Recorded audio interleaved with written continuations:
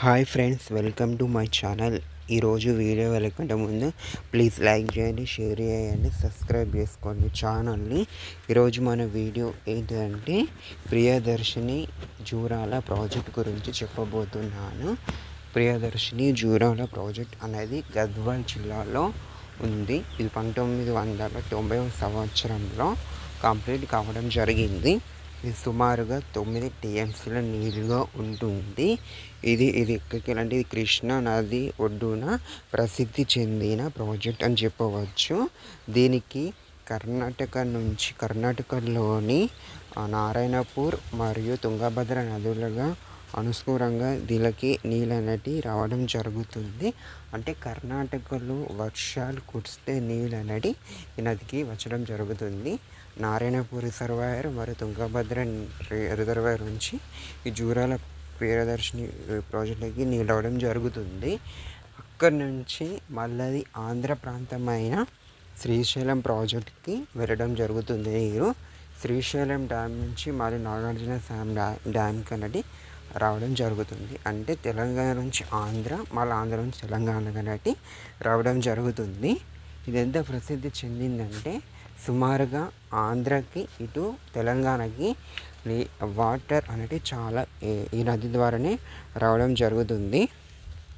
ఈ ప్రాజెక్ట్ ద్వారా సుమారుగా 5.6 లక్షల ఎకరాలు అనేవి ఈ రైతులకి ఎంతో మేలుగా ఉంటుంది ఈ ప్రాజెక్టు చాలా చిన్నది కాబట్టి వర్షాలకి తొందరని నిండిపోతుంది.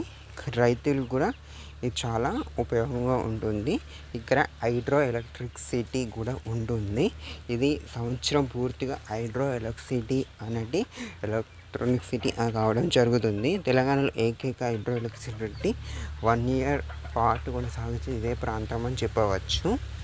ఇది తెలంగాణలోనే అతి ప్రాచీనమైన ప్రాజెక్ట్ అని చెప్పవచ్చు. దీనికి ప్రియదర్శిని అనే పేరు పెట్టడం జరిగింది. ఇక్కడ నుంచి సుమారుగా ఎంతో రైతులకి ఇదిగో ఎంతో ఇంపార్టెంట్గా ఉంటుంది రైతులకి. అదేవిధంగా ఈ ప్రాజెక్ట్ ఇక్కడనే పర్యాటక కేంద్రం కూడా ఎంతో అభివృద్ధి చెందింది అని చెప్పవచ్చు. ఎందుకనగా ఈ ప్రాజెక్ట్ ద్వారా సుమారుగా 6 లక్షల మంది జీవనం కొనసాగిస్తారు. ఎందుకంటే మత్స్యకారులు అయినా చేపలు పట్టడం కూడా ఇక్కడ చాలా ఫేమస్ అని చెప్పవచ్చు. ఇక్కడ కర్ణాటక, తెలంగాణ మరియు ఆంధ్రప్రదేశ్ వాళ్ళు వచ్చి ప్రియదర్శిని జూరాల ప్రాజెక్ట్ అని సందర్శిస్తారు. ఆగస్టు, సెప్టెంబర్, జూలై మంత్లో ఇక్కడ ఎంతో పర్యాటకులు వచ్చి ఇక్కడ పర్యాటక శాఖ కూడా ఎంతో అభివృద్ధి చెందిందని చెప్పవచ్చు. తెలంగాణలో ప్రజలు మరో నెల రోజులలో వర్షాకాలం కాబట్టి ప్రాజెక్ట్ దగ్గర వెళ్ళి సందర్శించవచ్చు. వాటర్ అనేది ప్రస్తుతానికైతే ఫుల్గానే ఉన్నాయి.